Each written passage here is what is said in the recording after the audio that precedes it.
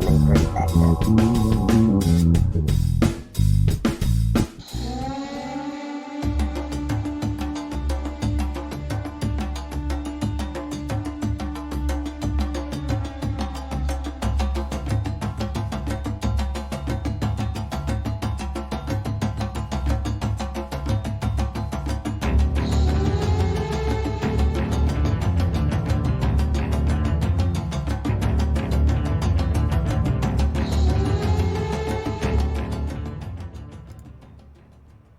Welcome to Unbiased and On the Fence. I'm Shane. Thank you guys so much for joining us on this Lionsgate, 8-8 Lionsgate.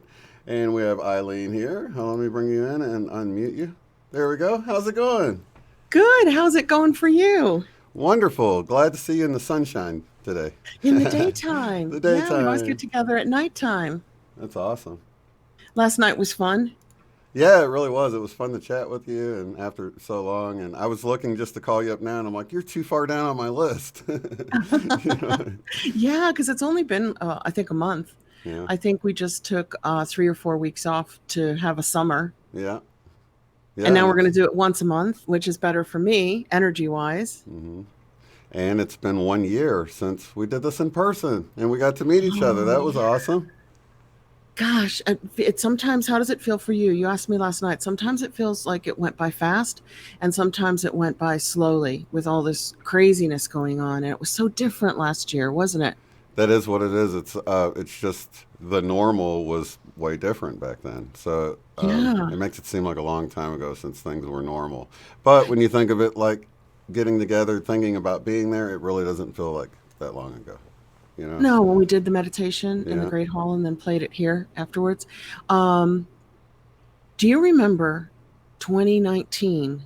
Everybody talking about 2020 being different and something happening. Something's going to happen in 2020. Do you remember that? Oh, All yeah. those predictions? Here we are. No kidding. Riding the waves, huh? Yeah. So that's funny because it was like a 2020 vision. The whole idea of revelations, that's even like the IMEC, the revelations of the Mandela effect, because Revelations. we were Yeah, wanting yeah. to look, beyond what we were awakened to, you know what I mean? And it's like everybody's waking up from something right now. And this whole thing that's been going on has been such a huge catalyst because, it's just funny to see, we talk the V numbers are down. That means people are waking up, without saying anything to get us in trouble or whatever. But, it's like people are waking up to the hidden agendas and what's really going on. And to see it spreading like that, we had a toy pulled off the shelf. There was a video going around Yes. about a Trolls doll that was inappropriate. And I was really like surprised by it. And and I was like, what does the world come to? I didn't think they'd pull it off the shelf. You know what I They mean? did. But they Because did. of the outcry. Yeah. So, There's a lesson in that because there was an outcry all around the world about this one DreamWorks Trolls doll from the movie. You can look it up on Facebook or YouTube if you want to, or Instagram. And I think it was like a lot of moms have these movements anyway that are organized right. for exploitation of children. They just, boom, went into action, and it hit social media so big that the toy manufacturer, Hasbro, had to pull it. So that teaches me, hey guys, we have a voice. Organized action, like a boycott of something, Right. works. And if we join our power together and we focus it together on accomplishing something, we can get something changed. We can do it. Yeah, and it's not a matter, Yeah. because, it's easy to think, wow, can we complain our way to 5D, right? Because you think, it clearly worked, right? But I think what it is it's hitting them where it's important to them, which is the money. Their pocketbook, Yeah, the money. the money. Yeah. It's the money. So if you can organize something that stops the money flowing to where they want it to go, then they act quickly to adjust it. I think if you just complain about it, they don't care. They don't listen. That's a good thing about these groups already being set up. So they're poised and ready to get the information out there to all of the people, and those people share it with social media. So All it's over the world. Yeah, it's So able to go fast. viral so fast. And the message was, don't buy these toys. In fact, don't buy any Hollywood toys. Any toy that comes out of a Hollywood film, don't buy. And boom, that made the toy manufacturer act quickly. because they didn't want to see that boycott trickle down to all the toys associated with movies for children. You know, it was funny because it was actually Shira that sent me a private message on Facebook, and that's how I was able to view it. So when I got to my computer and I went to replay it, I clicked on it, and it tried to open in a big window and play it for me. And that's when I got a notice. You can't watch this. It's been censored. It's been, basically checked by a third party, fact check something or other, and they pulled it. You know what I mean? And it's like, they're censoring everything at this point now. But Everything. So Shira sent it to me, and I uploaded it to my my Facebook right away. And then I got a fact check covering it, saying you can still watch this, but it's partly true and partly false. So I clicked how, and a fact checker with a name that I put up there said it's true that the toy was manufactured to do that, but it wasn't done for that reason. So it's false. So even the fact checking is false now, because they're saying it's partly false because you got the reason wrong. It's not grooming of children. So it's interesting that even if something is true and it's verifiably true, they'll still hit it with a false. They'll still put a false on it. well, here's the thing, and I would have to go back. I didn't watch it that closely, but the way it was presented was, she just presented something and said, we hear about this type of thing. And it was delivered in more of a speculative format, I thought. Then That's why they're doing it for sure. But it's just the fact that they don't like this information that they don't want out paired up with something that's going to go viral like that. That's the issue, right? Yeah, and it did go viral before they could viral. do anything about it. So they had to remove the toy, which is action. It's getting together. Like if only one person had posted it in the world, maybe it wouldn't have been pulled. But since millions of people posted it within like a day, so it's group action. It's joining together. 330 million Americans saying, hey, I don't think our government is serving us anymore. Let's do something peaceful about it. Right. Or I don't think wearing masks prevents the transmission of viruses, because the medical studies and the WHO says that it doesn't. That's the latest, is the WHO says wearing a mask doesn't prevent it. So I'm like, why are you coming out and suddenly telling the truth? You're confusing us, because first you tell a lie and now you're telling the truth. Like, why? Right. And if 1 million people marched on Washington the way 1 million people marched in Germany, I think it was Berlin, that would send a strong message. And our elected representatives would have to toe the line a little bit more, because they can't really do anything to 1 million people. If 1 million people show up, it's very hard to arrest 1 million people. Where are you going to put them? Right. Right. And it's peaceful. So there's no reason to arrest them because they're not rioting. It's almost like they're testing the waters, it seems like right now. How far can they go? Right. It's like, how far can they go? Because they've already done things that are unconstitutional, saying, it's constitutional that you have a right to assemble or gather, right? Well, the interesting thing is the federal government has done nothing that's unconstitutional. They've let the states, the counties, the cities, and the townships do unconstitutional laws. They're very sneaky that way. There's no federal mandate to wear a mask. There's no federal mandate that you cannot gather. So are it's states all able done to by, break the Constitution, though? apparently, yes. Legally, no. But I heard an interview of one of our state governors saying, that's above my pay grade. I don't know, so I'm going to do it anyway. So the federal government is not doing anything that violates our constitutional rights, because the federal government is tied directly to the Constitution. But our states and our counties and our cities, that's why we're a federation, right? We're a federal government where states have rights that are different to the federal government. So remember those counties that went dry? You couldn't buy alcohol in certain counties. They were allowed to do that because states have individual rights. Well, the way I understood it, because I heard about it with the whole marijuana debate, right? So federally, marijuana is still illegal. I heard that. But like here in our state, or take Colorado, where you don't need anything, you can just go buy it like it's alcohol. Like there's probably an age limit or whatever, but you basically can go and purchase it there. But you could walk out of there and get arrested by a Fed immediately for possession of marijuana. Technically, that's what I heard. I mean, I heard they could go in and shut down businesses or anything, but they just don't. unless maybe you were tied to some type of illegal organization or Cartel or yeah, something selling like it that, then they to could kids. yeah, so then you kind of get their attention. You've tied your business up with some kind of crooked stuff, so then they're going to come in and get you. But at that, if you're like an upstanding citizen, um, even though you're breaking that federal law, they're not going to come and arrest you if it's legal in your It's state. very confusing. That's why you can smoke pot in one state, but you go across the border, which you might live on the border, and you can't Right. because the states have power.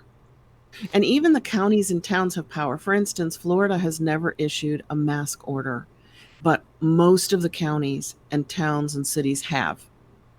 So So, so is it just like if you don't like what your county or your state's doing, you got to move somewhere else, or do you sort of go to the federal government and say, look, they're taking my constitutional right to gather and assemble at a well, you'd church, have to start in the county because the feds didn't take it away. They go, not us. Don't go to a federal court, go to your county But it's court kind of because the like going county to your took your rights boss's away. boss, right? Yeah. Kind of. Yeah, and they'd say, not on us, guys. We don't have an American Civil Liberties Union. That's very clear. There's that an Mm. organization that has the name, but does not protect civil liberties. Because if they did, they would be all over this in every state, every county, especially when you weren't allowed to go to work, but you were healthy. They would have to test that in court to see, is it legal to keep healthy people locked in their house? Healthy people wearing masks when viruses go right through masks. Mhm. Is it legal to make people wear a mask when it doesn't even stop a virus? That would be tested in court. Mhm. But the American ACLU is silent.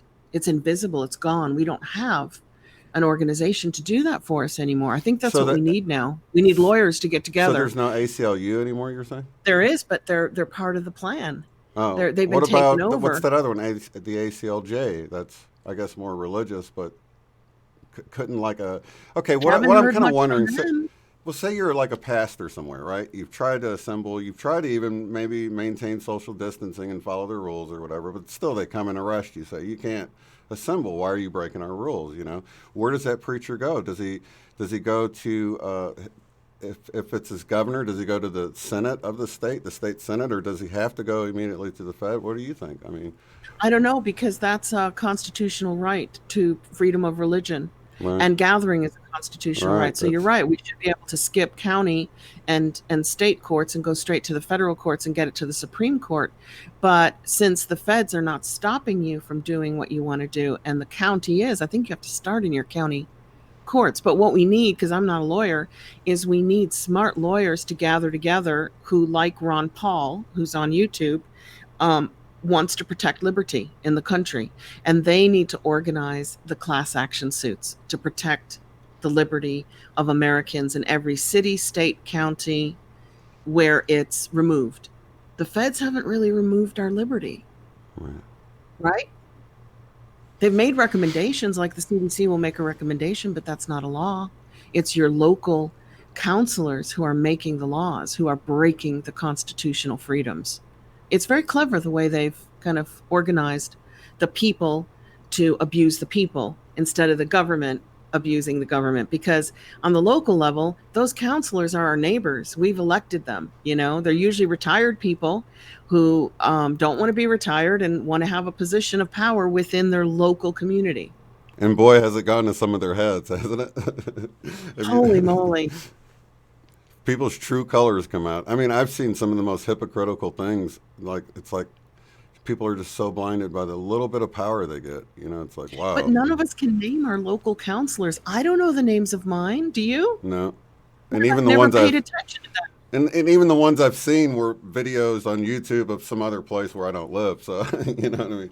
So I'm like, I never paid attention to local government in my county. It didn't seem to matter, right, but it's it fun. does matter. It's funny. I lived in a little bitty town, a little bitty suburb of St. Louis, and I just bought a house there, and I was redoing it and painting it. And this lady stops by. She like stops in the middle of the road, rolls her window down. She says, "Are you going to keep that house that color?" So I was painting it white, and it was called Purple Haze. It was like just kind of a hint of purple, right? It wasn't like really bright purple. It was just like a pastel purple and a Neptune green. It was a really soft green. and I found out it Right. was the mayor. Right. So I found out later it was like the mayor didn't like the color I was painting the house. But But was there a law in the no, bylaws of the community that you had to have your house paint approved before you painted it? no, but it was just my comeback was like, I didn't even, I was like, who are you? I'm the mayor. I'm the So, right. So Well, like, I had a house in a community that wasn't too far from here that I rented out, and I had to get permission from the people in that subdivision before I could paint the colors of my house. Whatever color I wanted, they had to approve. I'm like, wow, I don't ever want to live in a place like that again. I want to live in unincorporated places where you still have freedom of expression, and if you want to paint your house a little bit purple or a little bit yellow, that's your choice. It's your house and it's your paint. absolutely. Yeah. I've been, because I've worked in satellites and painting and things like that, I've come across that quite a bit, where, somebody needs their satellite dish a certain place because of the trees and all that. Like, oh, it can't be visible from the front of the house. And there's, we're in this, I forgot what they call it, like a subdivision group thing or whatever, where they have to basically check everything. They have all these rules, you know what I mean? Yeah, And they even, bylaws. yeah. But they even have like neighborhood watch and stuff. So they're really safe and everybody Well, I knows like that everybody. part, neighbors looking out for neighbors. But for my neighbor to pick my paint color, Right. that's a little too strict. It's a little bit too much control Yeah. over freedom of expression. But I'm there's nobody to vote for again because Mr. Trump doesn't want the President Trump, I shouldn't call him Mr. Sir Trump, does not want the lockdown. Yay. Does not wear a mask. Yay. Wants some freedom so healthy people can live and function. Yay. But he wants everybody to take the warp speed vaccine. Right. Boo. I'm like, okay, I can't do it. I can't force my hand to go there. So I'm probably going to have to vote for the Green Party again, which got 2% in 2016. So why even show up if I'm going to be 2% of the electorate and it's some crazy number like 40% of the people in America are registered. 40%.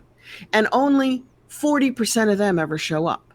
So what is 40% of 40% that determines the direction of our country? It's a tiny number. Yeah. It's in the teens. Gosh. I think like in Australia, you have to by law be registered to vote. But I'm not sure. We'd have to ask Nicola and some of our Australian friends if you have to go vote, if that's a law too. Like you have to go vote. Right. Yeah, that's curious. Actually, Australia is one of the places I was just saying are really getting crazy with, or areas of Australia are getting crazy. Yeah, somebody told me Brisbane. It's really bad. Yeah, and then even here, I think California's got some weird stuff going on. Is it? They've always had weird stuff going on. They used to Yeah, be like excuse me. organic food and hippies and love and peace and all that. And then suddenly the party politics went too extreme and it was weird. It was just like almost fascist. Like we will control you. Every movement, every thought, everything that you do, we have control over. It's Yeah. kind of a weird place. But then I hear Michigan's like that too. Because we have friends in Michigan who listen to this channel and they tell me and I'm like, what? So yeah, I haven't really seen much of anything. You hear about all this stuff going on everywhere, and Did you see Germany? 1 million people showed up, and the mainstream media all over the world called it thousands. And the whole city, I think it was in Berlin, was covered with people with no masks on, saying masks make us slaves. And the headlines were conspiracy theorists gather in Germany. And I'm like, whoa, they got 1 million conspiracy theorists into one place. How cool is that? Right. Wow, that's crazy. So, how much censorship do you think there is between the countries and ours? Do you think they're able to sort of block the Yeah. YouTube videos from there from getting over here? You could see the videos of the marching, but then it described them as thousands, but you could see like 1 million people Right. in one place because Like it a went on sea for of blocks people, and blocks, right. a sea of people Yeah. over blocks and blocks and blocks of a city. It was amazing. And if the Germans can do that and organize that, so can we. So I'm waiting for somebody to organize the 1 million mask march on Washington, where everybody marches to Washington with their mask on and takes it off at the same time and throws it at the Capitol building or the White House. We all get arrested million for littering. Right. Yeah, exactly. But I'm not organizing it, but I'm waiting for somebody who's, got connections. Remember that march on Area 51 that started as a joke? Yeah, I was like, not a good idea, guys. The last place you want to Not go a good marching idea. in. And then I found out 150 people showed up, and then they just like did concerts in the town. They did free music. Nobody wanted to actually march on Area 51, you know. They just wanted the party. They just wanted the party, definitely. So how has things been going in Florida? Because I know that's always sort of, I guess, with the big news, it started like it was, I guess, kind of more of an epicenter after the New York thing. Is it still? I know you're south of all the chaos and stuff, but Yeah, but right. when the epicenter was occurring, our state never did a lockdown. It did a safer at home order, and it never did mandatory masks. So I'm like, okay, I'm in a decent state for me for freedom, because that's important to me. It might not be important to other people.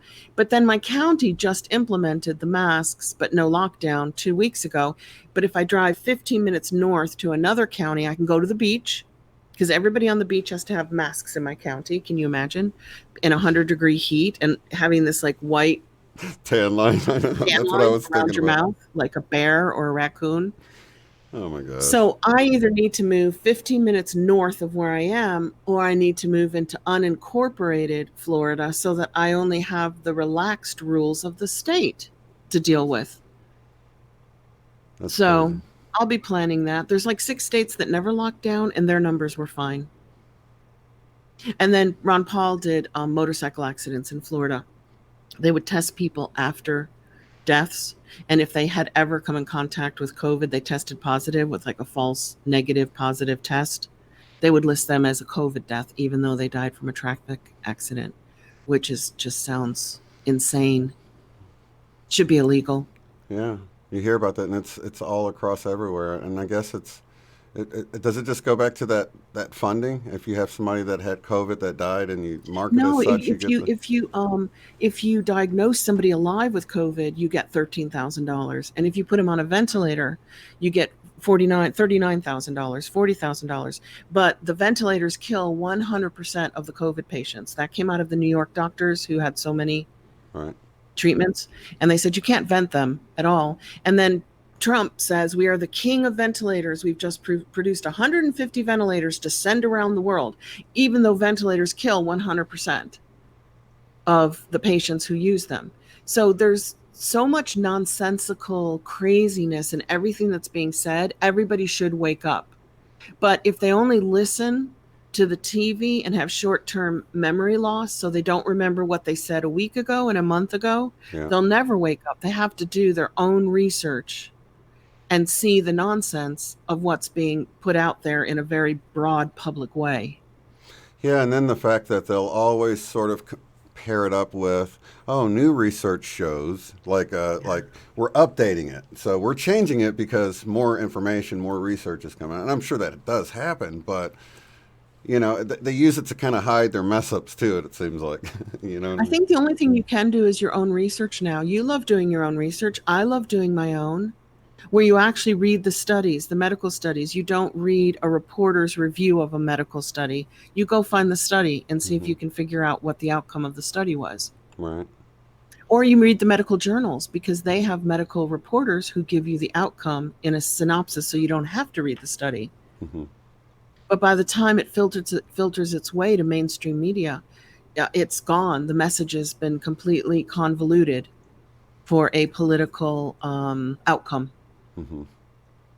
So that kind of gets into what I wanted to talk about, because we were just talking about sort of the federal level and then the local level with government. And it seems like government has done more damage than the actual, CV has, right? With this whole thing, right? So when you think of the large scale and the small scale, what was I thinking on? Well, first, let me go back to the federal government with as it relates to they come up with these rules. The states can follow them, but they don't have to follow them, Mm-hmm. and The recommendations from the CDC. there's no repercussions for people at the state level. So my question is, when we leave, because we left the WHO, right? We did leave the WHO, but now they're less strict than the CDC. The WHO is saying only wear a mask if you can't social distance. And the CDC in America is saying wear it all the time. And now they're saying wear it at night, all day while you sleep, wear it in your house. So, So, in a way, staying with the WHO, which we thought was bad because its next funder is the Gates Foundation, they're actually better than following our own advice. Our own advice is stricter. right. And they're supposed to be tied up with China, a little closer with China too, or they were hiding something in the Yeah, I beginning. think this whole China thing is just like the Russians are going to get us. In the 60s, the duck and hide and cover under your school desk because the Russians are going to nuke us. I think that's what China is now. I think they've had extreme trade agreements that favor China over American manufactured goods, Hmm. which totally wiped out American manufacturing. But that was due to the stupidity of our elected representatives. It's not like China came and said, I'm going to bash you all over the head and make you buy our goods. No, we opened the floodgates. We did it ourselves to ourselves. Right. So blaming China is like blaming Russia. Hmm. You've got to look at home and see what do our representatives do that create this kind of chaos and havoc or loss of jobs, Right. you know? I think what I wanted to look at was compare that with the media on the local scale and the larger like cable news networks. I don't Because even watch them anymore. Do you? no, but I think it's interesting that you can look up certain things like some of the trafficking arrests and things like this. I covered this a while back, right? Mhm. So, and you can see that they get reported on the local scale. So, like if it happened in LA County or something, you'll see, it was big news locally. And sometimes it's like thousands of arrests. And usually, if a story is that big, they'll move it over to the cable news network because it's worthy of the entire country. It was such a big story. But Yeah, they I know just what you don't. mean. Right. There seems to be a censorship from the local to the national level. Like it seems Well, like they have more control over the national outlets than they do over the local ones, I guess is what I'm trying to get at with. probably, but you've got to see the mastermind behind all of that. So when things like Jeffrey Epstein are very big in the news, and God forbid, Pizzagate or Pedogate or all that, where people think the elite, the rich, the powerful have special rings, right, Hmm. of trafficking, you will suddenly find at the lowest level of pimps and prostitutes a lot of arrests at the city level. And then that makes it up to the news, maybe even the national, to give people that sense of relief and go, oh, thank God they're doing something about it. Right. Oh, now I don't have to worry about Jeffrey Epstein and who he serviced. I don't have to worry about elite pedophile rings because they're doing it. They're taking care of it. But they're taking care of it at the low level, which is good. I mean, isn't that a good thing to stop trafficking Right. on the street at the lowest possible level? But it seems they use the news on it to placate the emotions of the masses to get them to back off of, well, who was Jeffrey Epstein servicing? Who were his clients? Let's go after his clients. After all, he was just the pimp. We don't. Oh, sorry about that, guys. My dog had a knee operation recently, and they're playing. Stop playing. Oh, poor thing. It takes our mind off of the high level. So Right. we're not no, who's calling out to. I mean, okay, Ghislaine. How do you say her name? Yeah. I'm glad they caught her. I'm glad she's arrested, but she's also a pimp, and that's two people, and they maybe service thousands of people. Who were they? Who Right. were using Epstein and Maxwell as part of this ring? Those are the ones that we need to go after, and nobody ever does. Nobody ever touches them. That we don't even think about them or even talk about them. That's a perfect example of why you don't, you might hear something on the news, even this big story like that at the local level, but not so much at the cable news network level. So how come they aren't using it, like you're saying, at the nationwide level to sort of make people feel like, oh my gosh, they just arrested 1,500 and, saved like 5,000 kids or, women and children or whatever it is. And they've got this big story. How come they don't report that? It's like they just kind of steer clear of it. In fact, I even contacted, because CNN, one of the reporters there reported it on the website. and I was like, how come this story never made it to cable news? Because it's like, 1,000 arrests. Here it is on the website. It's definitely worthy of cable news. So why didn't it make it there? And she never hit me back because they can't say anything. You know what I mean? What are No. they going to say? But I think a lot of the news focus is directed to steer the masses' emotions away. Like as soon as something big happens, all of us in the truther community go, what's that supposed to distract us from? What are they doing that they want to distract us from? So they're putting out something that's very gossipy, very like rabbit and carrot, or horse and carrot. Right. Like, don't look there, look here. Right. Or like Michelle says, squirrel. Okay, squirrel's over there. So you don't see what's going on over there. Yeah. Well, I think what we're seeing, and I think they're getting fed up with, is a lot of journalists and reporters that get into the business. I mean, they get into it because they like to reveal the truth. They like to do the research. They enjoy it. I mean, and we see this in science too, where you come up with a new discovery, but it doesn't fit the current paradigm, and all of a sudden you're sort of fringe or whatever. But within the this girl that wrote this report that ended up getting buried on the website, she had to have her heart broken. She comes across this huge story. She's like, probably presented it to her bosses, and then they bury it. How many times do they have stories buried, and they're like, why did they just bury my story? That was huge. They should have reported it. You know what I mean? Yeah, if you watch that Netflix special, I think it's 4 parts on Epstein. It's just called Epstein. There was a Vanity Fair famous reporter who outed him, I think almost 10 years before he actually was going under. And her story got buried. Yeah.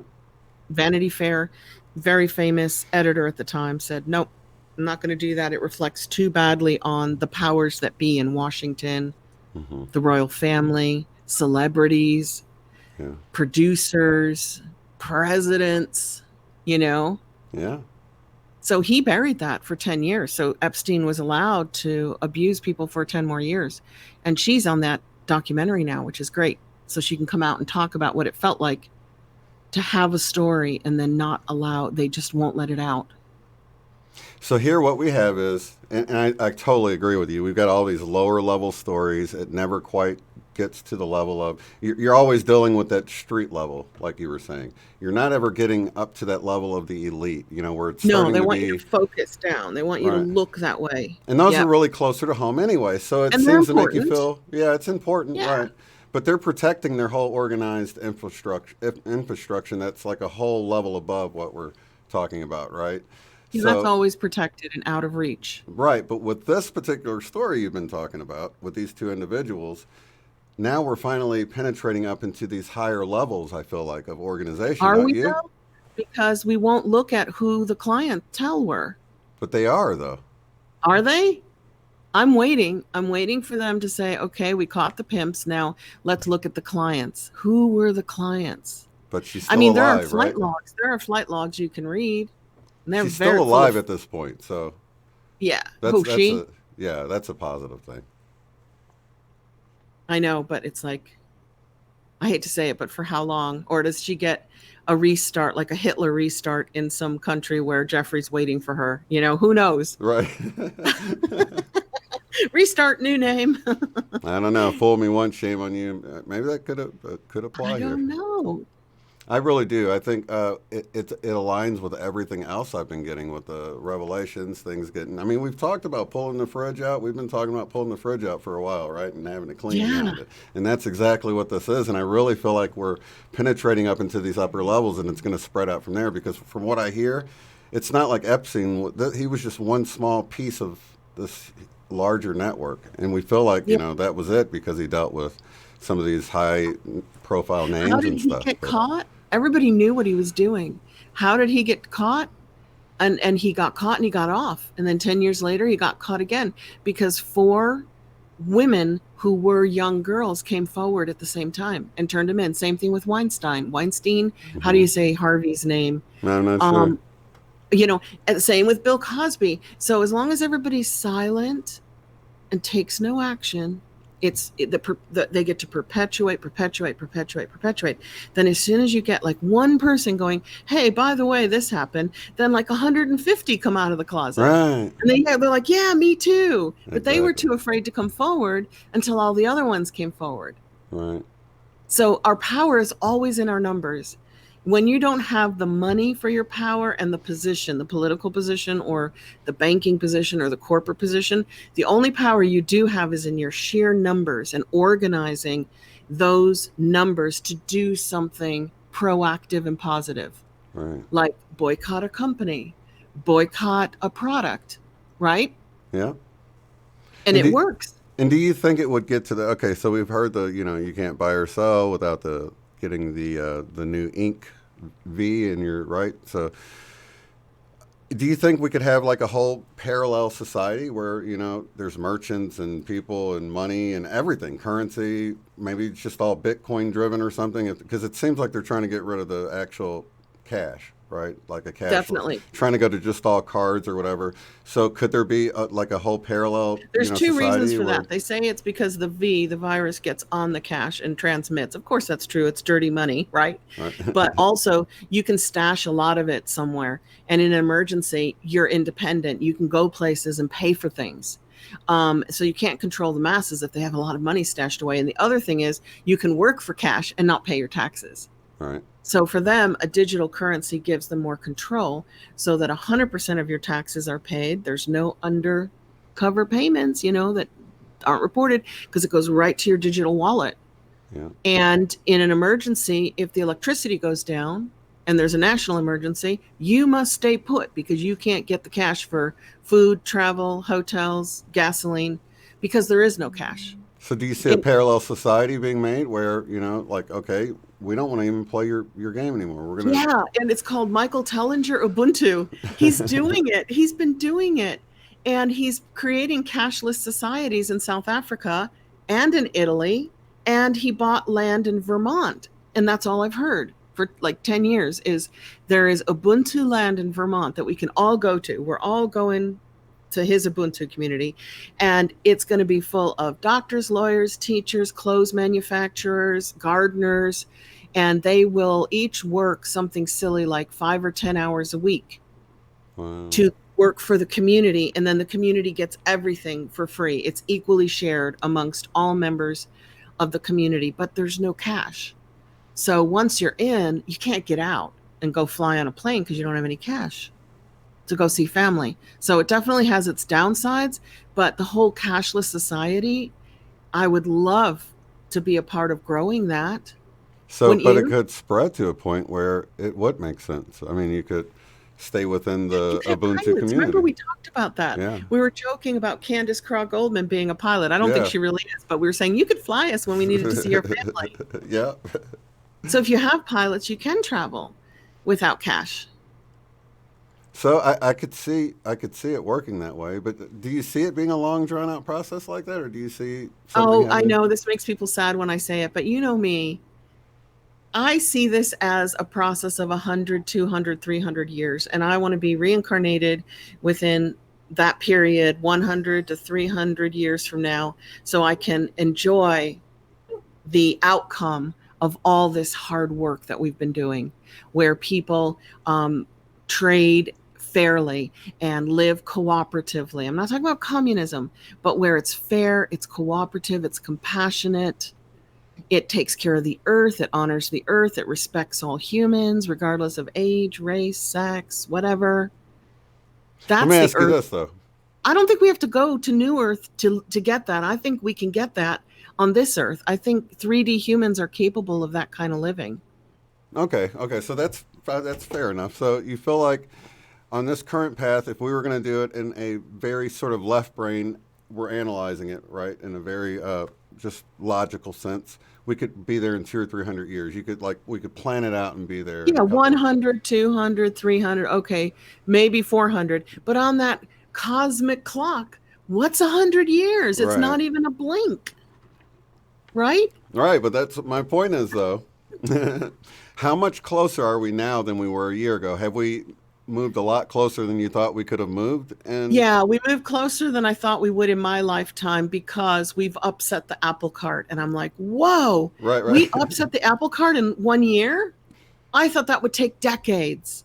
And then like I'm at FedEx and I mentioned something about the V, Yeah.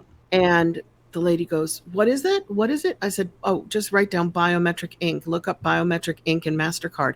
And she goes, "Harry, Stephanie, everybody come here. You got to hear this." And then there's no customers in there. And I'm talking to three or four, I shouldn't say the company name, a company that I went into to make photocopies. And I'm telling them all about the biometric ink. And they're like, "Can we video you so we can show our friends and family? Because they won't believe us." And I'm like, and then another lady goes, "No, don't video her. Keep her safe. Keep her protected." And I'm like, oh my God. So they wrote down biometric ink and MasterCard, and they're now doing the research. They're looking up Yeah. this stuff that we're moving into fast. Like, why are we moving into this so fast? Why are they not easing us into it? You know, what I want to ask the ruling elite. Hello, ruling elite. What's the hurry? Why are you doing this so fast? Well, I mentioned I had talked to this little homeless lady like a few weeks back, and she said none of the people, like on the homeless people, none of them were getting sick. They're all okay and everything. But that was one of the things she brought up in our conversation. She goes, "I know I'm not getting, one of those V's, and if they try to make me," and she was just making it sound like, they've already all been talking about it, and they're not like really, on the internet all the time or anything. Everybody's waking up and going, what happened was, if I was a historian looking back, I would say they pushed people too far. Yeah. They went too far. They went a step too far. They made people uncomfortable. People started going, "Hey, what's really going on here?" Right. I can't go to work. I got to do this. I got to do this. I got to do that. Kids can't play together. Kids can't touch each other. Kids can't eat together. They're no longer human. Once you raise a child to never touch a human, sit by a human, play with a human, that's not a human child anymore. No. That's a severely traumatized human being that's not going to be fully human. It's kind of funny because I was shown this in the very beginning when all this happened and everything seemed to be overboard. And I was shown this first date, right? And the girl's totally into the guy. He's got it in the bag, basically, right? But he still gets too pushy about things, and he ends up ruining it all for himself. He could have just played it cool and went with it and, had it, Yep, had her. you just pushed too far. He pushed and too it's far, like, and then she was like, "Whoa, wait a whoa. minute, Wait a minute. What's going on here?" And that's So exactly I what think was they shown to pushed me too is far. happening. Yeah, They people are pushed like, too far. It's too late for them. 'Cause It's people- already too late for them. yeah, the masses go with the flow, but you start pushing them. You know what I mean? You're supposed to Yeah, herd think of them, like not push them, right? the French Revolution. You don't starve the masses. That was pushing them a little bit too far so that they were watching their children die of starvation. Boom, what did they do? They just literally took down the entire government and the whole ruling class. Right. With a guillotine. I'm not recommending that. I think we can do everything peacefully, Right. right? But they're pushing people too far, or pushing people to at least do research, is what I've seen, right, at this Yeah, point. but you see, that's when the change comes, because then people like get brave, like those moms Yeah. who said, "Oi, hang on a minute, I don't want this toy out there," and they just get brave, and they work in tandem together as an organized wave of individual cells. So if one person does something, it's not going to make much of a difference. If 1 million people do it at the same time, Yeah. it's going to make a huge difference. And you don't need bloodshed and wars and any of that nonsense. You can do it peacefully. I mean, the easiest way is through boycotts, which are wonderful. But gosh, if you took one large company a week to boycott, like you say, on Monday, we're not buying anything from Apple, not a single Apple, anything will be bought on any Mondays moving forward. And on Tuesdays, we're not buying any Microsoft. And on Wednesdays, you can hit the oil and gas companies, you can hit the corporations in their pockets where it really, really hurts. Then they have to take notice of what are the demands of the consumers. So they start giving us their money again, because they rely, let's say money is air. They rely 100% on the masses to survive. We are their air. Our money keeps them alive. And without us giving them our money based on our hard work, they have nothing. As soon as you start cutting that flow of money, they have to take notice and listen. Right. Because they're So thinking, why can't you just shut up and buy our stuff? That's all we yeah, care about. exactly. Exactly. So if people could get like the 1930s and 40s, the trade unionists, and the coal miners, 1910, and start organizing people and saying, what is wrong? And then let's go after the big stuff that's really hurting people. All right. So Shira sent that video to us, and like I said, I didn't expect anything to get done with it. So I'm flipping through the channel or the stations on the radio yesterday while I'm driving, and I come across Elvis Duran morning show. It's a syndicated show out of New York, all over the country though, so people are probably familiar with it. They actually played a little clip. They didn't play any of the, Sounds. of the really good part in the beginning that told about other stuff, but they did. They played the sounds it was making in just that one little section. And of that exact video right there on the syndicated show. All That is so across the good. country. That never hit CNN, Fox, MSNBC. They Yeah. never played any of it, did they? No. But they played it So there, and it was that actual same video. So I was like, wow, that really went far and wide. I'm so glad that one lady took the time to make that. And, she's probably even hesitant in the beginning to do it. It seemed like she was, I I'm sent it glad to she a did friend it. in Australia, and then she had me send it to a mom's group in Australia called Collective Watch, Mm. something like that. So it just, from one person, Shira, to the whole world, basically. It was so shocking. It's hard not to. It's hard not to do something and take notice. So I think we've got this, guys. I really, really think the world is waking up now. I used to always call it the sleeping giant is waking, it's stirring. And when it's fully awake, nobody who wants to harm millions or billions of people can have any power because they are not billions. They just won't be able to harm that many people once that many people wake up and say no. They push back and say no, we're not going to have that. Right. So I'm hopeful, but it's going fast, so maybe I'll see the end results. So I'm wondering, like, that's kind of what I was getting back to that whole thing about, say you go to a store and they're like, well, you got to have a mask on, you got to have the ink on you. Are we going to have other gas stations popping up that's like you don't, or, you know what I'm saying? Just have those options coming up. Do you feel Yeah, like, how about you? I'm driving 15 minutes north to another county to do my shopping yeah, because I don't have to have a mask on, but then a lot of individual companies have determined that you do. right? Yeah, I've noticed a lot of the really small places will require What it, but about goggles? Do you think people are really going to put goggles on? If they were instructed to put a clothespin on their nose, would they do that too? And walk around with a mask and a clothespin and goggles? Would they? If probably, they were told to put on that little blowhole right? to get their air out of a blowhole with a little bit of cotton wool on the top, would they do that? Is that what they're suggesting now? No, but I'm starting to think that some of humanity would actually do it if told to. Accidentally inhale a cotton ball through the tooth.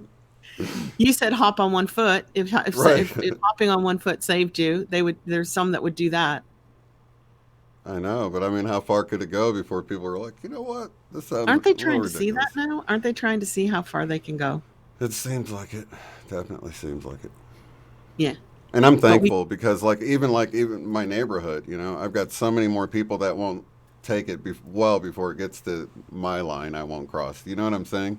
Yep. So I'm thankful. I just stay meditative and know that, I'm supporting them energetically. You know what I mean? Protecting them and, thinking of it like sort of backup from a higher realm. That they'll Yeah, be I think we guided, got our protected. backup. I think we all have our guides and our angels, and we've got this. Yeah. I don't think humanity has to go down a bad path. I think this humanity can go up and elevate. Mm-hmm. And if you want to go to 5D and New Earth as well, go ahead and do that. But I think this place can get pretty good right here, right now, the way, you know what I mean? I think humanity is capable of having a really good Earth. Yeah. So we talked a little bit last night. I wanted to bring it back up again because I watched the video after we got off the air last night, and so it's the Suspicious Observers Q&A from like 4 days ago, where he talks about the galactic sheet. I think is what he called it. Oh, going through like dirty space, the Yeah. galactic sheet of high energy. it's high energy coming from the galactic center, and then there's two stars that's gone dark in a row, and our star is next. So he talks about it in the Q&A video right at around like 9 minutes and 22 seconds. And he refers to the video that it's in. So I got to go back and get the name of that one. But if you look at the Q&A one from 4 days ago, you can see that. If our star is next, does that mean the two stars he's talking about are Alpha Centauri, the closest stars to us? It would be the closest in line with the galactic center, I believe. Oh, okay. So it doesn't have to be those two. Not necessarily the closest to us, but if you look like directly at the center where this wave is supposedly coming from, there's usually two stars there that have gone dark. But they're still glowing, you said, with ultraviolet light. So you can see the corona, and ultraviolet UV light is still Well, they were coming saying out that's of them. how our star would be. So evidently, I guess they're able to pick it up with radio waves or something, because they look at a wide range of, I guess Of it's stars, yeah. right. I guess it's no longer visible to the naked eye. I guess is probably what it is. I'm sure they know it didn't just blow up or something, right? Yeah, but then how do they know that those stars aren't visible because there's not some huge galactic fleet ships in front of them blocking them out? I guess they could see because it would still be shining around whatever is in front of it, but they're not seeing any of the shine, so the stars have gone dark. So they can figure that out. You know, it's puzzling to me because I think about it, right? And I'm like, okay, so this wave's coming and it's making the stars go dark, but if the stars are going dark at the speed of light, then doesn't it take them the speed of light for us to notice that they've gone dark? Of course. So they obviously went dark at a different time than we think because it took the speed of light for it to travel to us. Which means the wave that made them dark can't be traveling at the speed of light, or it would already be here. Yeah, even if the speed of light is true, because maybe, who knows, they made up that number and nobody's actually proven to me that light travels at that speed. What if it's like the quantum world where entanglement is instantaneous? Right? Communication over vast distances, entanglement between two particles can respond to each other without any time in between at all. Right. I think they are actually able to bounce light around and see how long it takes now. Okay. So I think they can shoot it to the moon and back or something. I can measure it. Because they know that that quantum entanglement is instantaneous compared to the speed of light. So I think they are. Oh, plus, I think it's like actually encoded in the base of the pyramid. So it's like they figured out what the speed of light is, but then like the base of the pyramid's measurement or something equals it too. There's like yeah, other I've heard things. that. Yeah. And the pyramid is actually related to our meditation today. The pyramid, the Great Pyramid of Cheops, is related to the lion? 8-8 Lion's Gate portal. Wow. Do you want me to read that stuff to you? Yeah, let's hear it. Okay. Since we just kind of went into it Segued into it, naturally, yeah. we segued into it. So I had to take notes because I don't want to memorize it and then say it wrong. Okay, so the sun, what the 8-8 Lion's Gate portal is when the sun aligns with Earth and Sirius. Okay, so Sirius is the brightest star in the night sky, but not the brightest object. Venus is still the brightest object in the night sky, but Sirius is the brightest star. And when they talk of an alignment, you have the sun here, you have the Earth in the middle, and you have Sirius there. So you have a line between the three of them. And even though we celebrate it on 8-8, and of course it's Leo, so that's why we call it the Lion's Gate, right? And it rhymes with 8-8. It actually starts about 2 weeks before and it ends 2 weeks after. So you have almost a month of the Lion's Gate portal, of which 8-8 is the middle. So that's the intense part of it. So it's about a month window total, or was it 2 months? So Yep, 2 weeks before and 2 weeks after? 2 weeks before and 2 weeks after, but the most intense, like right now, this weekend, today. Now, Sirius is only twice as big as our sun, but it's 26 times brighter. Wow. Because it's actually a binary twin sun with two white suns. So apparently we're seeing our sun as white, but it's not classified as a white sun. But Sirius is classified as a white sun, which it means more power. So if our sun is turning white, that means it's putting out more power. It's turning into Sirius, basically. So the whole idea of this this month is about abundance and the upcoming harvest in September. And it's all based on the law of return. It goes back to ancient Egypt. It's similar to karma, but the law of return is a little bit different because it's based on tangible abundance instead of experiences. So that which you put out from, spring until the middle of August, and how the weather interacted with it, and that will determine what comes back to you in September through the harvest. Back in the ancient days, if they had a poor harvest, they could starve because they really planned on a good harvest to feed them through the winter. Because they didn't have the food resources that we have with importing and stuff like that. So the Nile flooded when Sirius rose in Leo. Okay, so that was the original abundance factor, was the flooding of the Nile, which gave them a good harvest and gave them a good year of food. And the Lionsgate lasts until the September harvest moon, basically. The second week in August, Sirius emerges and is visible again before the sun rises. The Lionsgate occurs when Sirius has emerged from behind the sun and returns to the night sky, from the morning sky to the night sky. And this has caused the rising of Sirius. During the Lionsgate, the belt of Orion lined up with the 3 pyramids of Giza. And it's a binary star system with 2 white stars, and they orbit each other every 50 years. So that's a quick orbit. Because, they're talking about our twin sun taking 26,000 years to orbit, our yellow sun, which used to be yellow. And finally, the shaft in the Queen's Chamber of the Great Pyramid lines up with the star Sirius, and the King's Chamber shaft lined up to the belt in Orion's belt. And they lined up in 2400 BC during the month of Leo. And that's when they think that they built the Great Pyramid. A lot of people think it's older than that, though, because that would only make it 4,400 years old. And a lot of people think it's like 10,000 years old. So that's what the Lionsgate is all about. It's all about ancient Egypt. Is that why the Sphinx looks like a lion too? Oops, yes, it did. It did. Originally, they say it was a lion. Don't know if somebody's going to walk in behind this door behind me. Okay. I did warn my family that we're doing the show and not to walk in during the meditation. Oh, good. Is it the meditation? Nope, it's not the meditation. The meditation starts I don't know. We got a little time. Awesome. Yeah, I was able to flip you over. Shane kind of predicted this. He said because of the sun, I had to sit here with the door behind me, because if I sat in my usual spot, I had a shadow right across my lower face. And he's like, I wonder if someone's going to walk through that lower door, that back door. Awesome. Are you coming back in? Yeah. Oh, dear.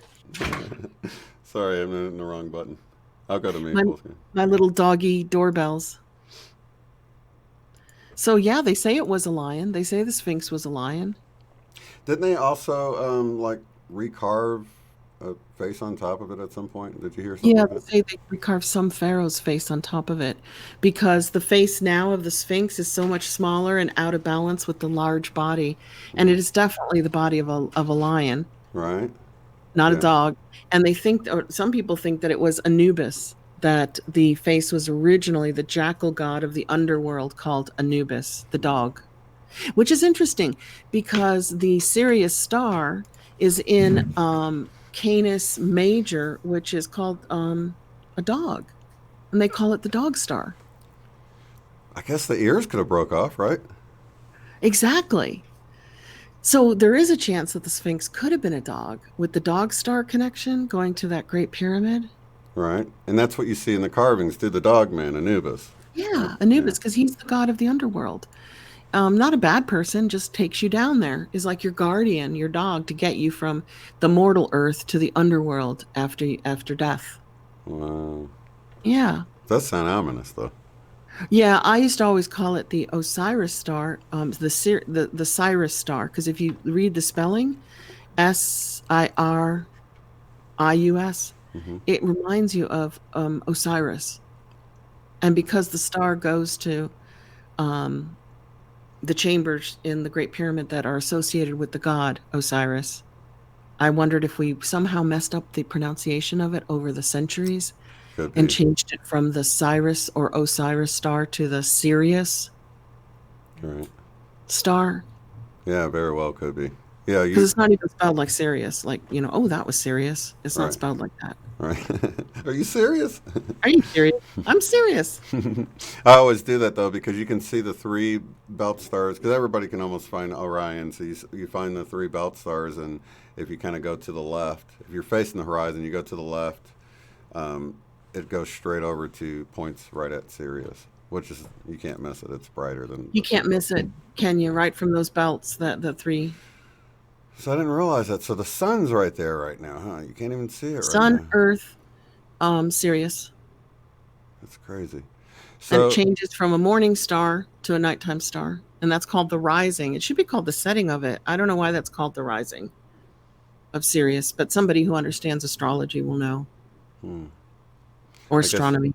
yeah, I guess it goes in the rising side of the sun, kind of like the moon does. It follows it Okay. around, and then as soon as the new moon happens, you'll see it start in the morning and work its way through the day and through the night, and then it takes a month. All having to do with abundance and harvest and getting the fruits of your labor, Yeah, you know, and preparing. It's all about preparing. That's the message because it's about preparing for winter when the grains don't grow or the food doesn't grow. And you're now prepared for that period of being tested through the winter because you abundantly worked and harvest to prepare for that time, kind of like we're spiritually preparing for it. We've been spiritually preparing for this time for a very long time. so I think the meditation should be dealing with abundance and preparedness, right, and strength, and what's is there Yeah. like a valor? What's that bravery? I'm trying to think of something that sort of encompasses that whole pursuit. Bravery, valor. Have we spiritually prepared ourselves for this time now, Right, for the challenges that we face now right. as So humanity? Because we are humanity. We're here, we're humanity.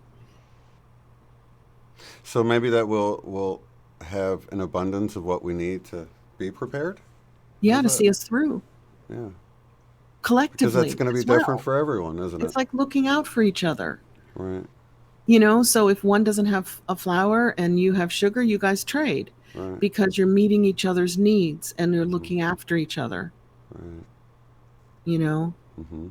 So it and could let just him. be making connections or anything. So I like Here we being go. Somebody specific. else coming through. Wave to YouTube. Say hello. So, yeah, we're going to do the meditation now. So, we just need the dogs quiet for like 20 minutes or the kitchen quiet for 20 minutes. You just need to tell Emily. Thank you, hon. So, at least they're in before the meditation. That was perfect timing. Yeah, that is perfect. So Yeah. prepare. I'm trying to think of. Do you just think preparedness or Um, an abundance of what we need to be prepared? yeah, an abundance for what we need to be prepared for. Not only us, but those around us. All of us Yeah. collectively, our families, ourselves, spiritually, Hmm. mentally, physically, Yeah. in all ways. Because it can be a bit like labor pains, right? I keep Yeah. going back to that whole visual of the Bible talks about like birth pains. Things will increase, and things are getting a little more uncomfortable, a little more stressful, and chaotic in the news and everything. And it is sort of like that last push before birthing something. You know what I mean? It does Something feel that way, beautiful. doesn't it? Yeah. And we don't know if we've reached the pinnacle of that yet. Right. Or is there more to come? Are there more challenges ahead? Or have we reached the height of the challenges? We don't know. But we do know that we are spiritually prepared for whatever comes. And the beauty of it is we don't know how far we have to go, but we do know we're going to birth something beautiful. And we do know we'll look back at these times and think, just like, a woman in labor, at once that Yeah, you beautiful quickly baby's there, forget you quickly forget all that horrible how pain. difficult it was. Yeah.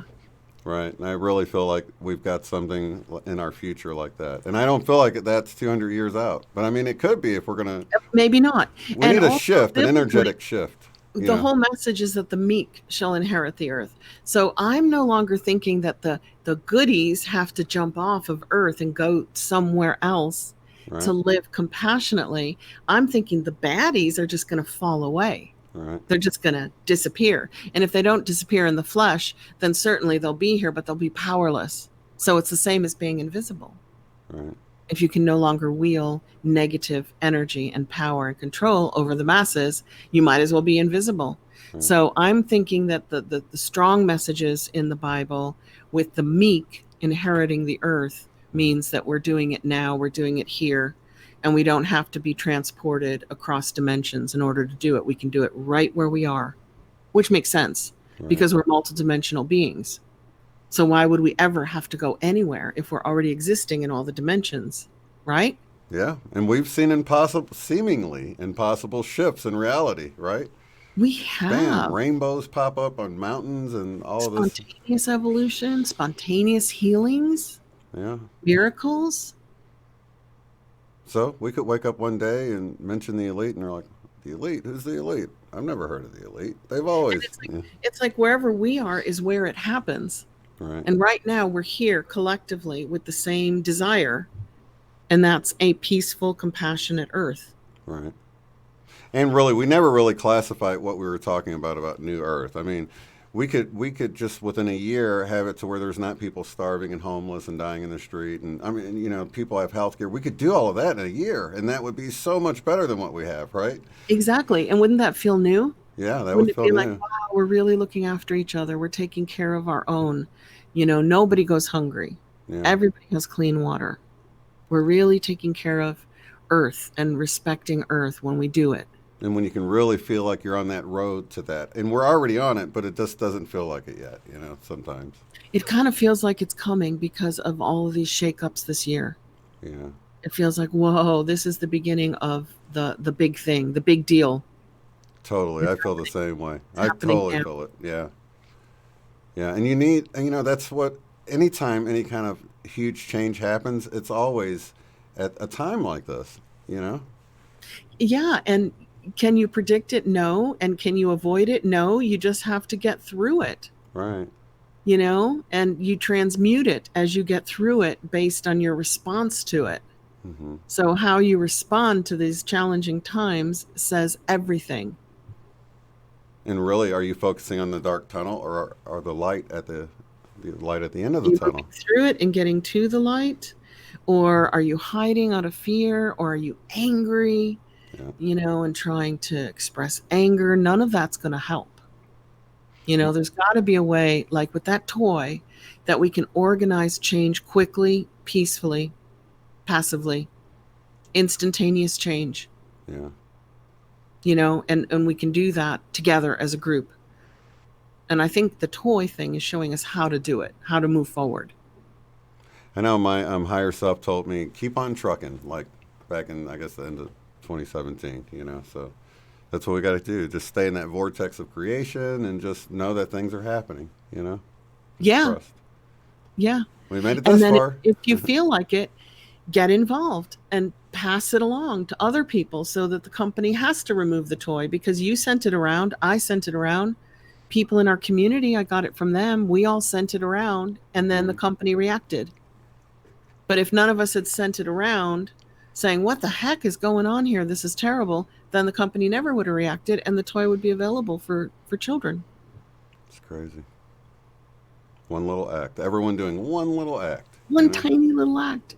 But it's like a chorus. It's like you're just playing one little note, but then everybody around you is playing like, a harmonics or a similar note. Yeah. And suddenly you're not just like one little note, you're an orchestra. Yeah. Ringing out like a choir. Yeah. Yeah, ringing out like a choir.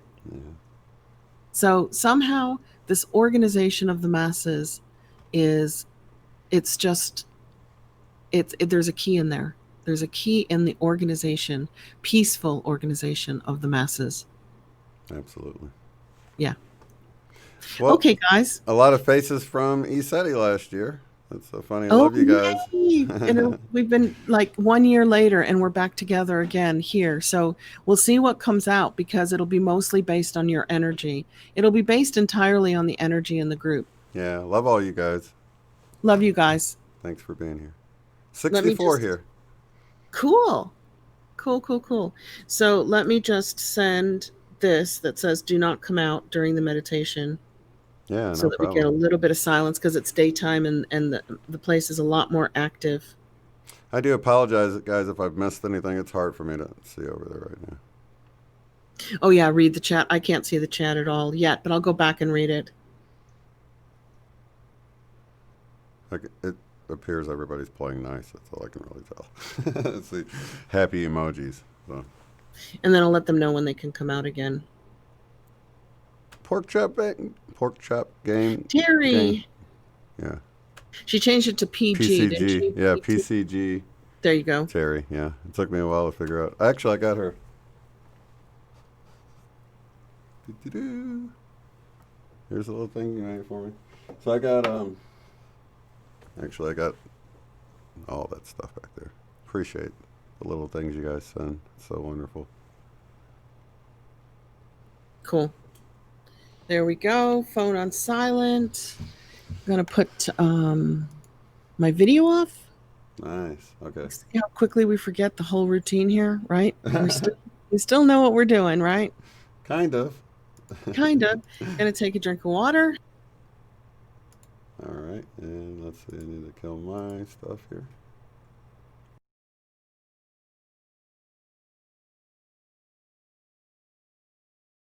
Okay, so I think you can hear me, and I think if you couldn't, Shane would come back on and say, Eileen, you're muted. Okay, so hopefully you're not driving or walking, not doing anything where you can't meditate safely. And you can either sit down or lay down.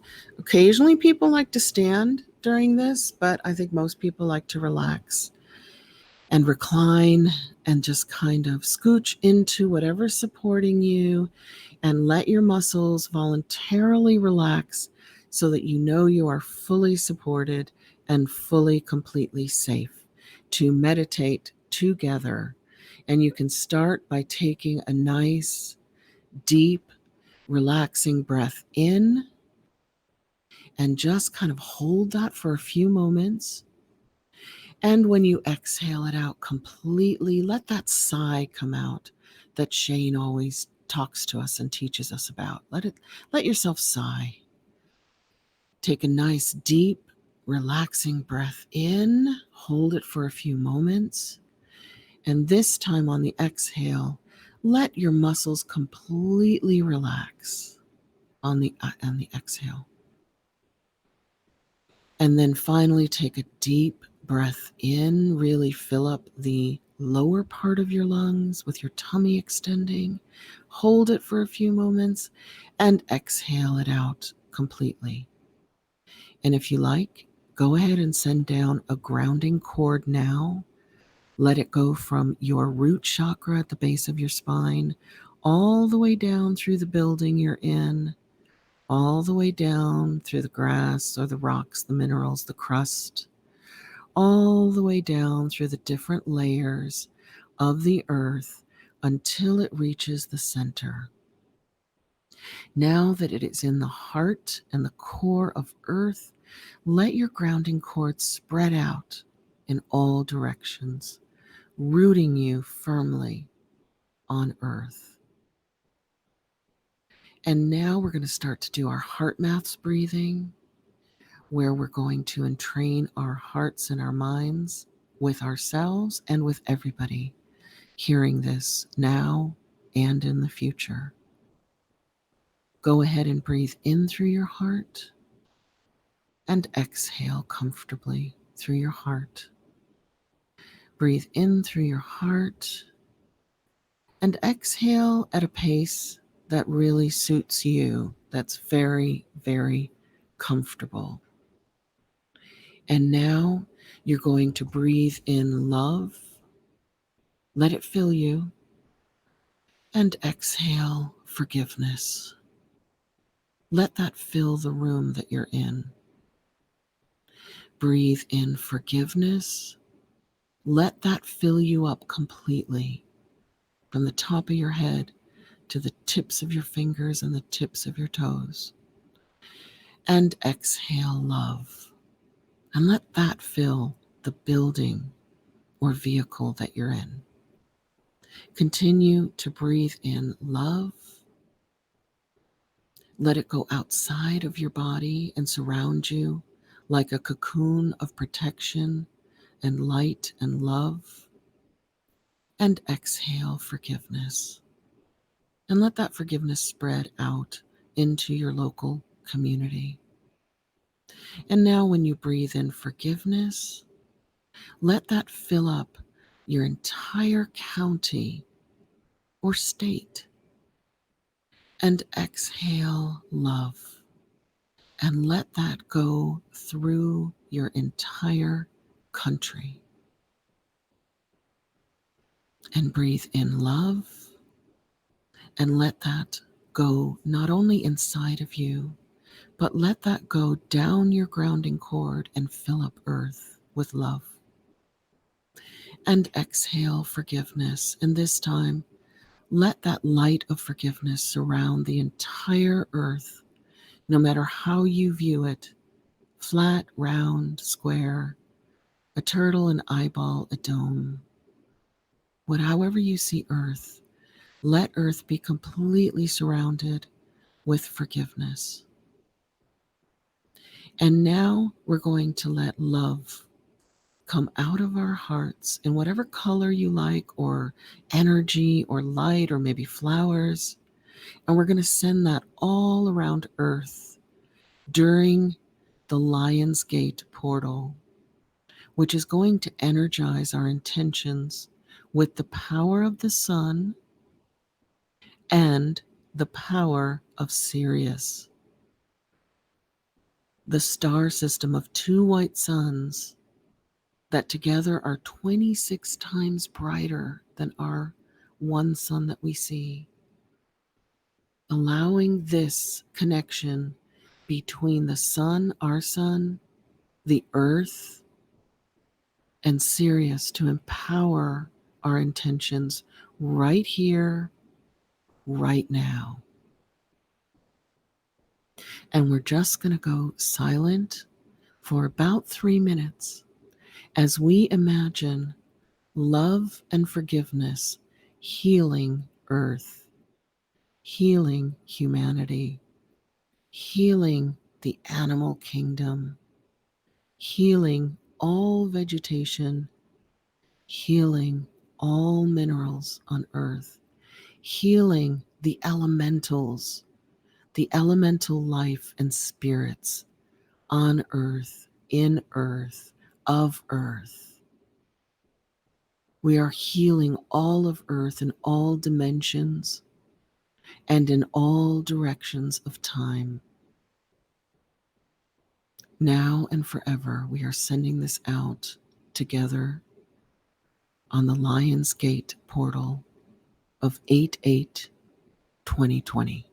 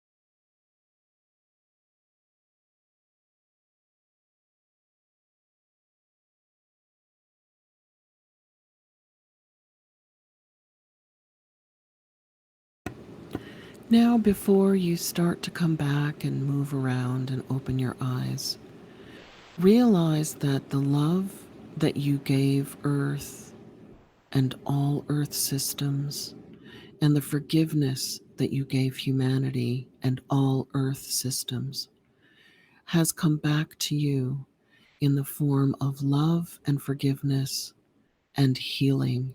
As we heal Earth together collectively, you heal individually. And now is the time, during the abundance of the Lion's Gate, to ask the Earth through your grounding cord to send you the healing that you require for a physically fit, comfortable body, and the abundance that you require for a physically fit, healthy, safe life on earth, and for the spiritual armor to get through this and any challenge, knowing that you are spiritually protected and you are spiritually ready. And let earth bring on your psychic gifts so that you have an internal truth detector. Some people call it an internal BS detector, but you know through the internal mechanisms of your spirit in your body whether something is true or not immediately. As soon as you hear it, you know. And you have great heightened intuition. And you follow and trust your intuition so that you know at all times what to do when it's time to do it. And trust yourself as part of this great cycle that the earth is going through and the solar system is going through, and maybe even our galaxy is going through. You are as important a piece of that cycle as the most distant star is. And now you can keep your grounding cord to earth connected, or you can let it go until you next meditate. And start to move around and open your eyes, maybe stretch your neck, move your shoulders a little bit, your ankles, and come back.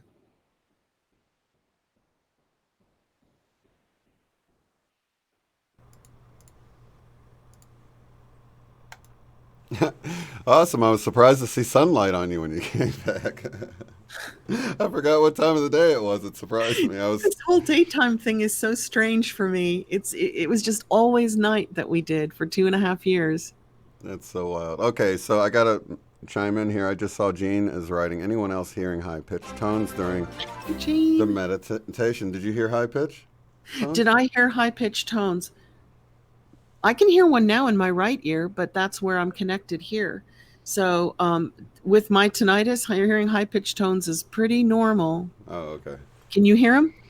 Well, it was funny because you said to imagine like flowers coming in. Did you say that? Yeah. Did Oh, you see okay. flowers? Oh, yeah. I saw flowers come, and I saw like this whole. It was like this colorful, like I don't know, like just the flowing mass of flowers of all I these saw it beautiful too. colors, and it was like swarming the earth. And then and this is what I continued that during the moment of silence.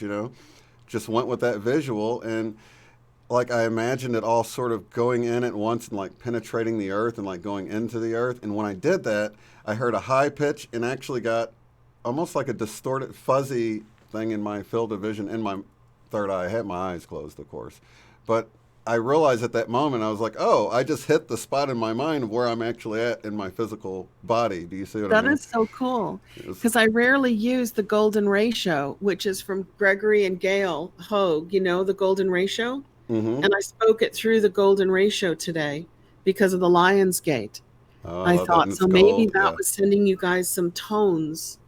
Like in the olden days when we used to do these meditations, and you would hear a crackle, and the video would crack up, remember? right, In the middle of the meditation, but not during the chit chat. Like, right. so that's cool. That's awesome, Gene. Let me know if it stays, if you keep hearing the tone all day, or if it kind of eases off. John says flower power. John Benny got it as well. The ringing. Oh, cool. Well, you guys, that's you guys. The whole meditation is the energy in the room. And when I mean in the room, I mean like in the world, like all of you listening at this moment are creating the energy of the words that come out, because there's no words pre-planned except for what Shane helps me with suggestions. So that's all coming from you guys. The tones are from you guys and Earth and Sirius. Yeah, it's kind of funny because you remember we were talking with Todd that it's like, there could be 60 people, whether there 57 people in here, but together we create another entity of us as one. Oh yeah, a separate entity because we're all together. Yeah.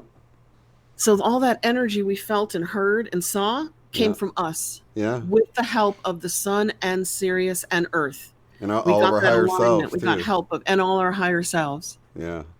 Yeah. So that was powerful, and I could definitely feel it. And people, oh, let's see. Sandy says, beautiful, Eileen. Sorry if I missed some of the, I know you see them later and you can. Thank you, put stuff, Sandy. but- Thank you, Jean. Thank you, everybody. I always go back and read the chat. So thank you. That was wonderful, and I could totally feel the power of it too. So I felt the it. group that we were together too. I know we got a lot more new people and more people going to do this in the future who are with us now through retrocausality. Yeah. But I did feel the group from ESETI that sat in that hall, that barn. There were about 50 of us doing a Lionsgate meditation on Lionsgate last year, and I could feel that energy back here right now. Right, and you can feel you can feel more people, and you can feel more excitement even. A sense of excitement. Yeah. And we were pretty excited back then We were too. pretty excited. That is so true. So we're going to do it once a month, but maybe we can find an energetic day to do it on, like new moon, full moon. Maybe there'll be a convergence of planets that we can do it on. Right.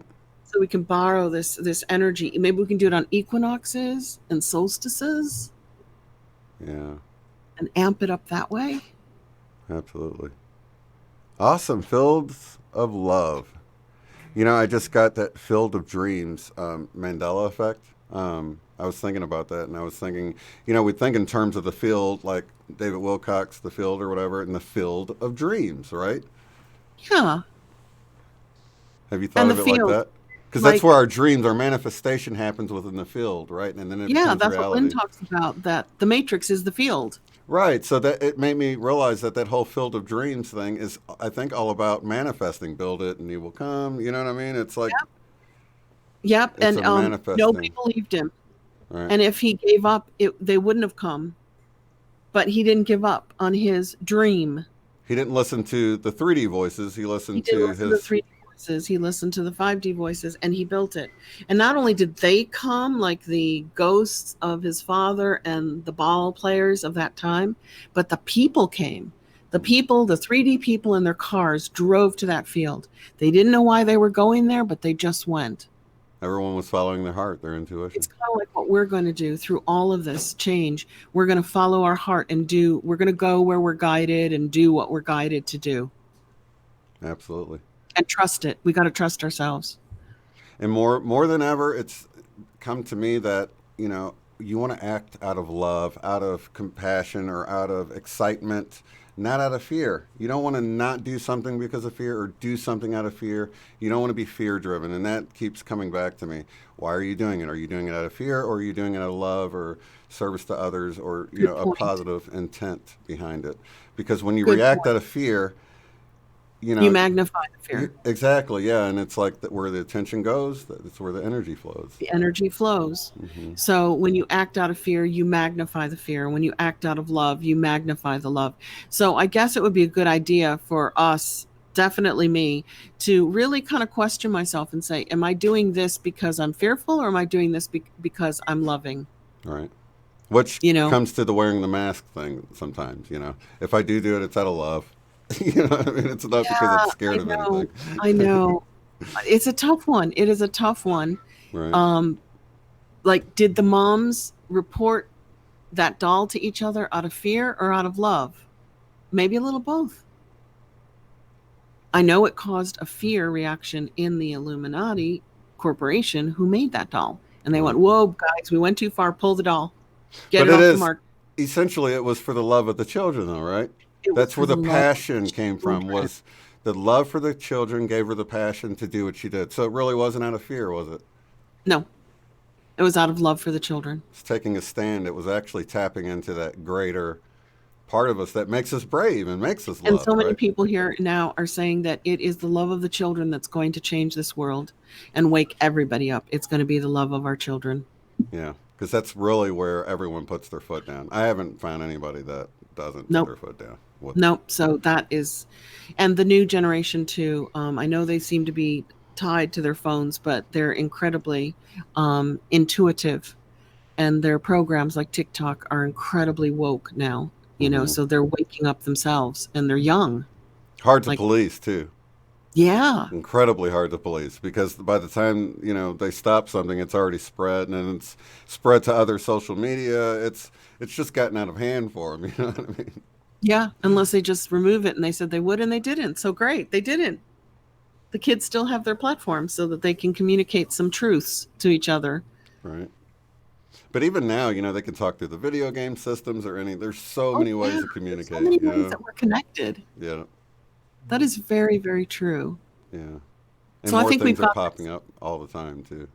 I think we've got this in the 3D as well as in the 5D. I'm not sure that, maybe we will go somewhere, which will be wonderful. Mm-hmm. But in the meantime, I think we can take care of here and make here better. I think I actually just heard a new site just launched. It's like TikTok. Really? For kids or for like us, for our age? I just heard it. Probably NPR. I like flip around the stations and just. Ben Swan just announced a new site, but he's a truther, an American, but he also talks occasionally on RT, which is Russia Tonight. So then that's going to taint the new site with Russia, which will make some people nervous of either listening to it or being on it. Right. But he just announced a new site, which is supposed to be uncensored news. So he's got a good channel, and it's here in America. It's not part of RT. It's called Ben Swan, Truth in Media. Awesome.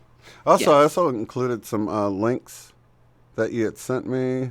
For meditation tonight, for Lionsgate. So big meditation on Facebook. Mark Sims, does it say? Lionsgate?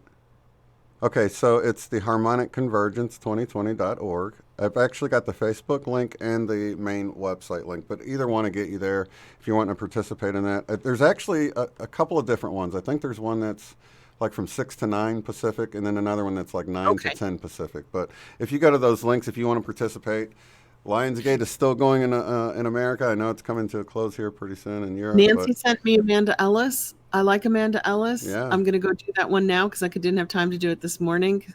So Amanda Ellis has a Lionsgate. I bet you Magenta Pixie did. I bet she did something. I know they did an 8-8 round table that I saw pop up yesterday. I didn't get to go check it out yet. So, yeah, there's definitely a lot of cool stuff to go check out. And then on Facebook, there's Unify, which does a lot of group meditations. They might be the harmonic convergence one, though. They might be behind the harmonic convergence. And I didn't check the third party because I've got that third party list of global group meditations below. So I'm sure they have some extra ones on there too, or there might be some more listed. So you can basically meditate live with people all day long and all night long. Yeah. Keep letting those flowers into the planet, right? Yeah, flowers. It was such a beautiful, it was brand new for me. I'd never visualized that before. And it was so beautiful and powerful. I just went with it. I kept it going. Me too. And I just said it because I saw it. I just saw flowers pouring out of our hearts and filling the earth. And I was like, wow, it's just all these flowers. Right. All right, you guys. Well, thank you again. Eileen. Thank you. Thank you, everybody who's here and who's going to be here in the future. And how do we figure out the next one? Do you want to just let us know? Yeah, we'll when figure there's out like the a next new one. moon or a full moon or something? Yeah, and it'll be on the schedule, and then I'll talk about it as we're getting closer to it. So I'll get with you, and we'll figure out a date, and then we'll let you guys know. But it'll be September for sure. Be September, and it'll be all about harvest of the abundance. So I can see that group meditation being about harvesting all the good that we've been putting out for so long. We're ready to reap. We are ready. All right, you guys. Lots of love, light, and unity to each and every one of you. We'll see you on the next one. Peace.